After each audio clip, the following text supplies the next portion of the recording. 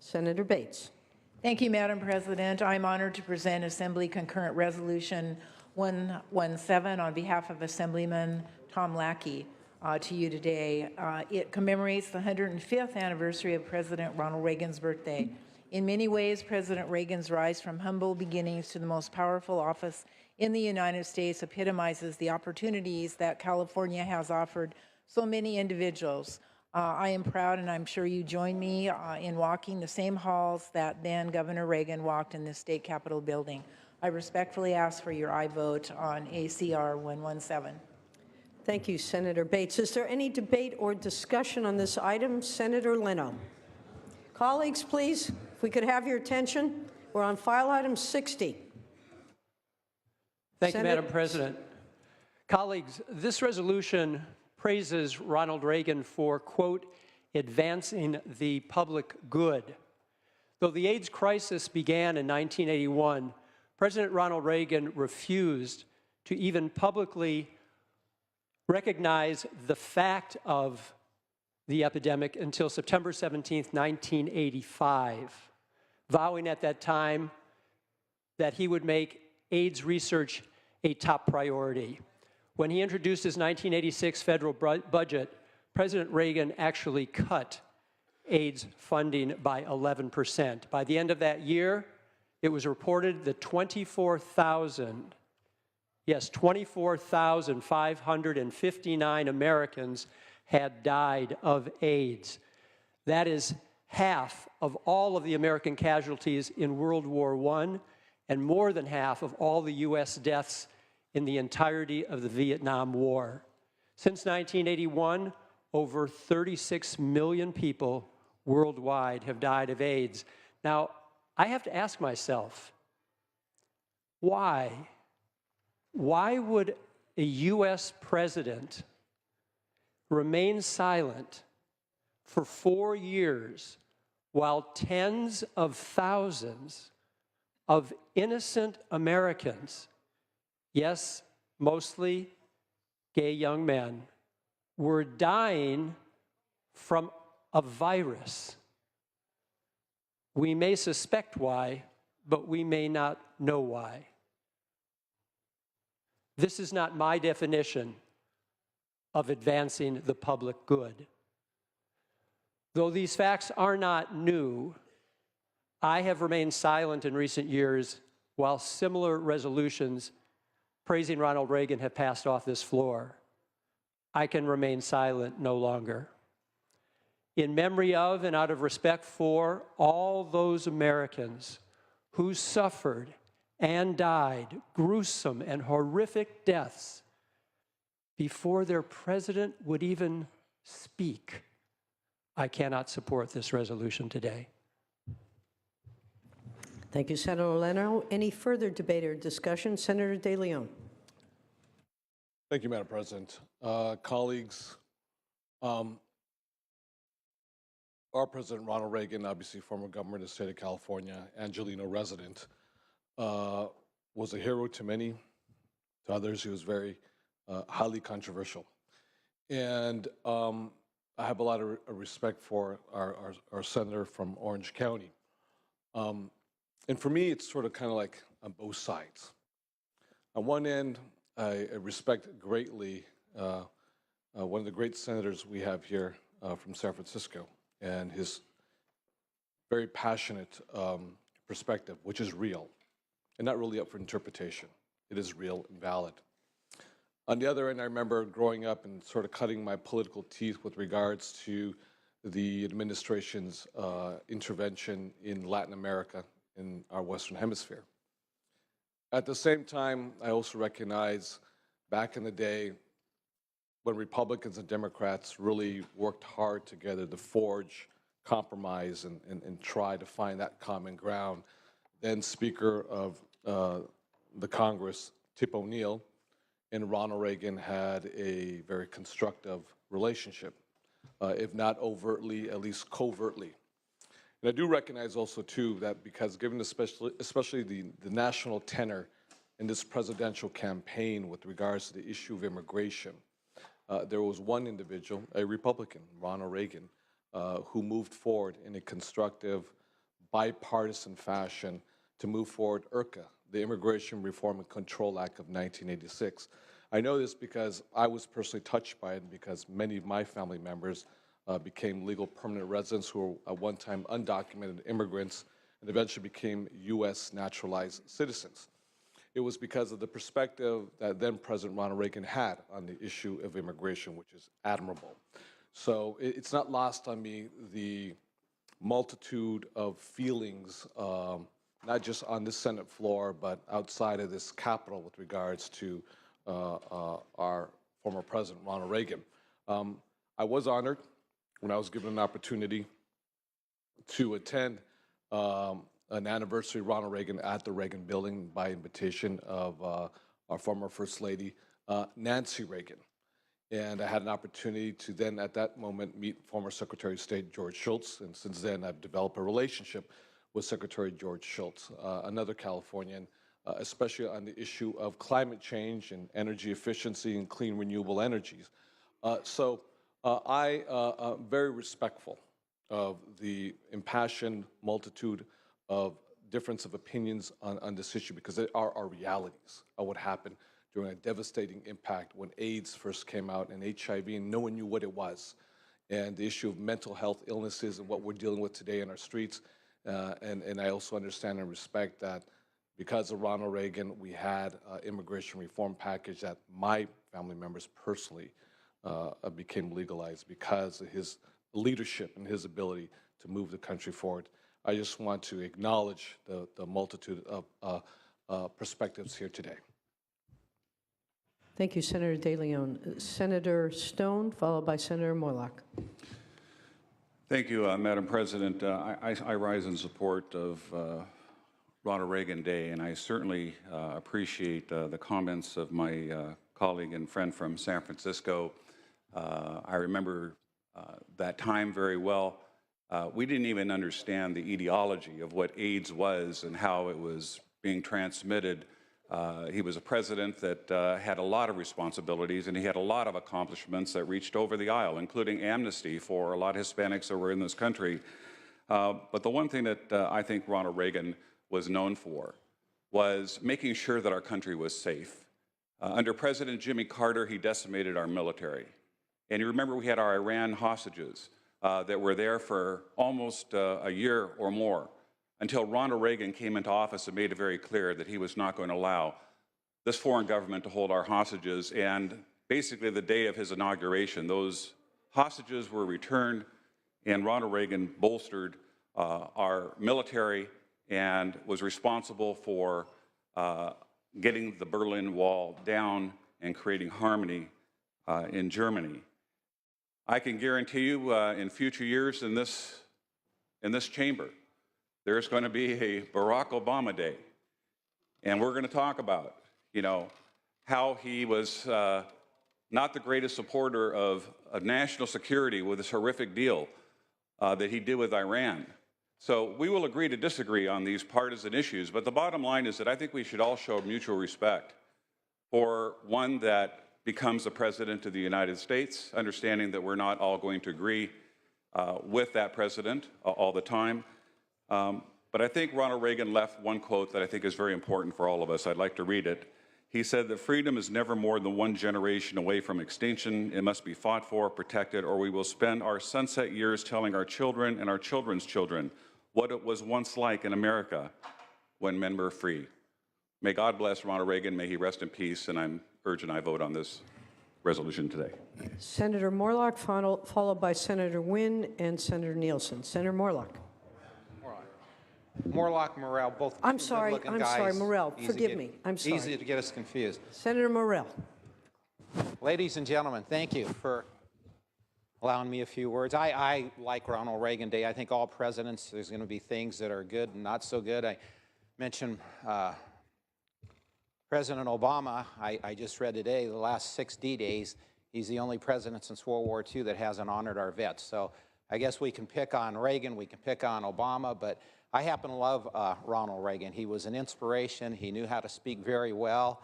And a couple of things he wanted to do was 3 things he wanted to accomplish. Number one, he wanted to bring heal our economy. And when you consider Jimmy Carter's progressive politics led inflation to 13%, unemployment 12%.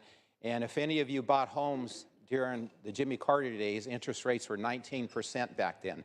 Ronald Reagan came along, lowered the top tax rate from 70% to 28%, creating more jobs in the private sector, not the public sector, but private, 19 million. That's more than any president throughout American history.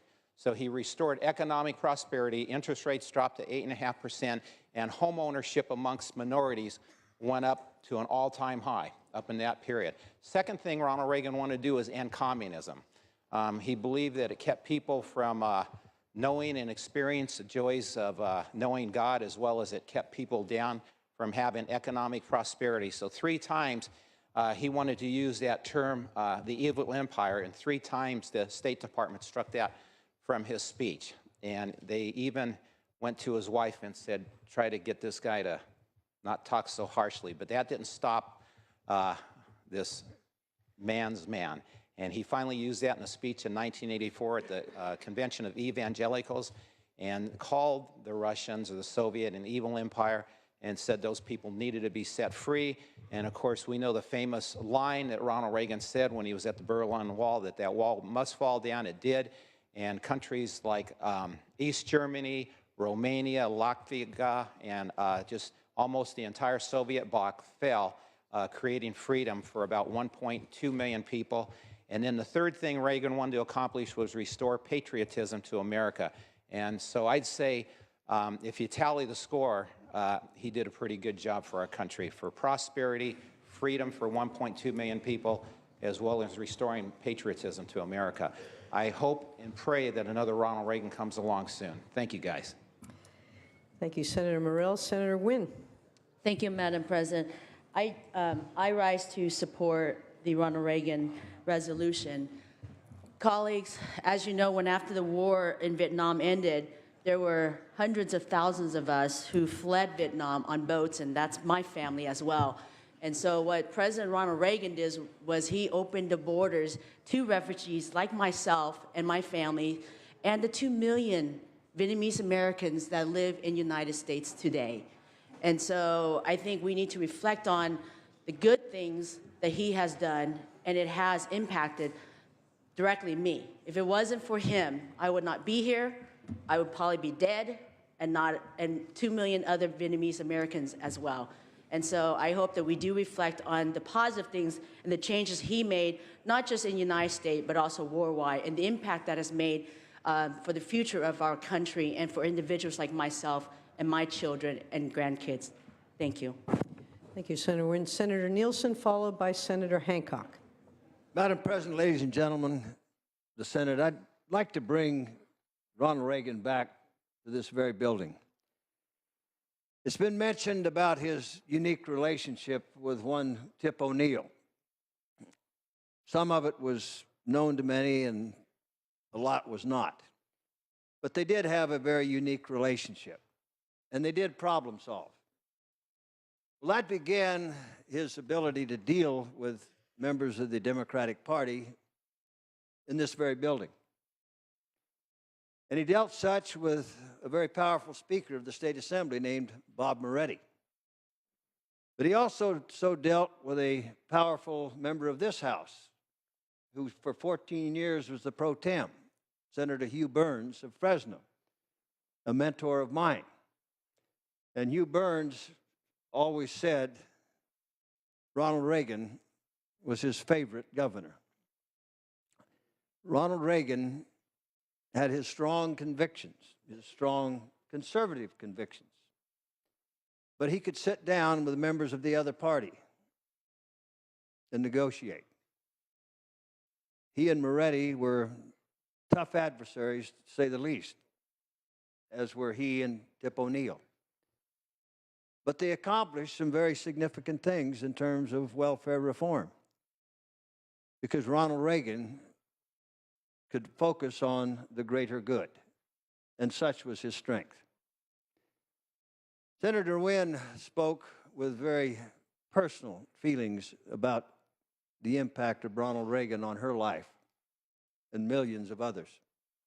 And you've heard me speak of the personal experiences that I have had with him and of the 100,000 Eastern Europeans who live right within close proximity to where we are here today, who attribute their freedom and their opportunity to live free of the bonds and the chains of the oppression that their families grew up in and where they were raised, to Ronald Reagan, standing at the wall and saying, Mr. Gorbachev, take down that wall.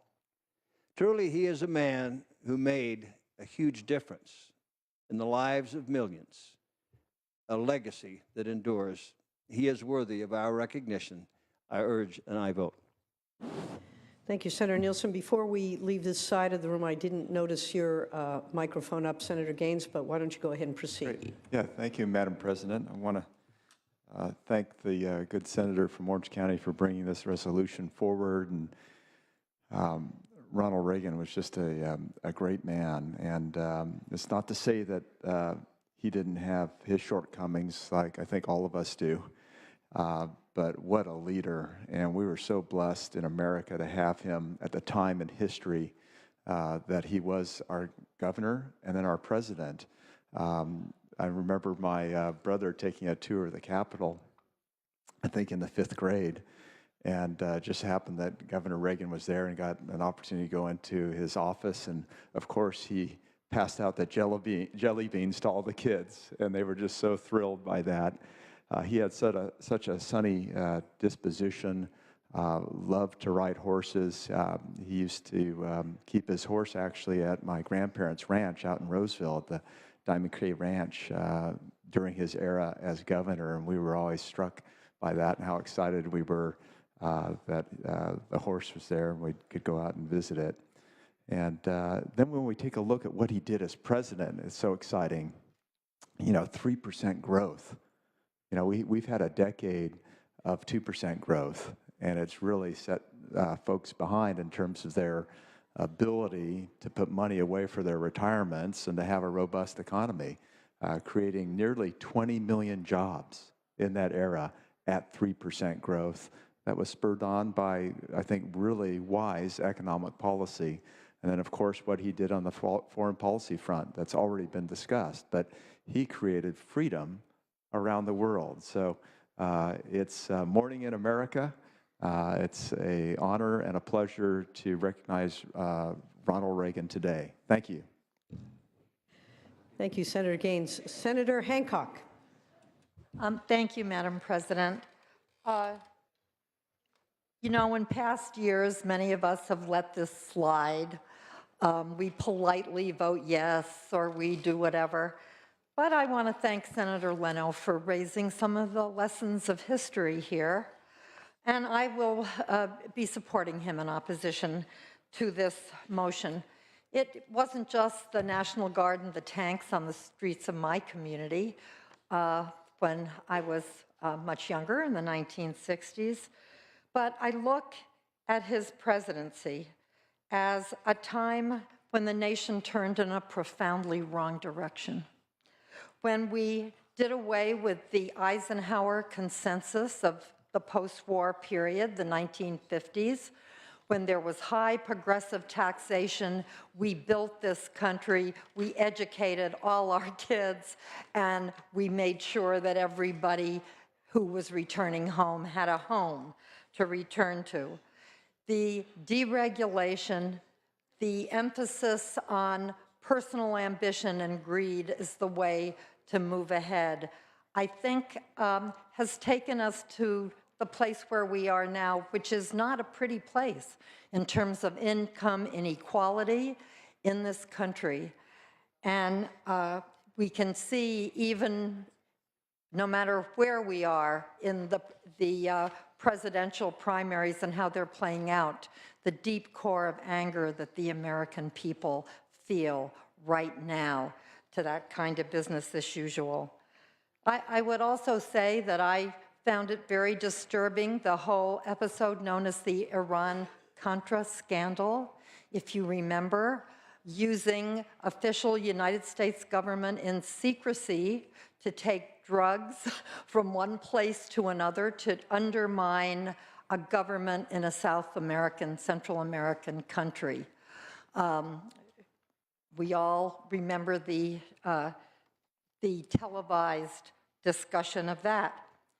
And then also the war on drugs at a time when drug abuse was not as endemic in the United States as it is now. And when we went in California in a period of about 25 years from 3 state prisons to 34 state prisons, and we now have an epidemic of mass incarceration in this country and are one of the few nations, developed nations, that treat drug abuse and drug addiction as a criminal activity as opposed to a public health problem. And so I wish actually that we as a body could kind of get past doing this every year, because all it does is embarrass somebody. And really, if we could agree on how to move forward in this state on some pretty simple measures, like getting more federal money in to pay for our Medi-Cal, that would be a good thing, and it would honor all the Californians who served as presidents prior to our time. Any further debate or discussion on this item? Seeing and hearing none, Senator Bates, you may close. Thank you, Madam President. Colleagues, I appreciate all of the perspectives that have been given on this resolution and on this great man. I do feel that President Reagan was a great man, but I think it's given me an opportunity to share with you a perspective that we're all in the arena. We all believe that we are here to do the public good, and we will be judged on our actions, individually, collectively, on whether we met that goal. And it is on balance that we will be judged. And on balance, I would put forth that Ronald Reagan was a great president. With that, I ask for your aye vote. Thank you, Senator Bates. All debate having ceased, Mr. Secretary, please call the roll. Allen? Anderson? Aye. Bates? Aye. Bell? Aye. Berryhill? Block? Canella? Aye. De Leon? Aye. Fuller? Aye. Gaines? Aye. Galgiani? Glazer? Aye. Hall? Hancock? No. Hernandez? Hertzberg? Aye. Hill? Aye. Hueso? Huff? Jackson? Lada? No. Leno? No. Leyva? No. Liu? McGuire? Aye. Mendoza? Aye. Mitchell? No. Monning? No. Morlock? Aye. Morrell? Aye. Wynn? Aye. Nielsen? Aye. Pan? Aye. Pavley? Aye. Roth? Aye. Runner? Stone? Vidak? Aye. Wachowski? Wolk? Wachowski, aye. Wolk, aye. Please call the absent members. Allen? Berryhill? Aye. Block? Galgiani? Hall? Hernandez? Aye. Hueso? Huff? Jackson? Liu? Runner? Stone? Aye. Ayes 25, no 6. The resolution carries. File item 65, colleagues. File item 65.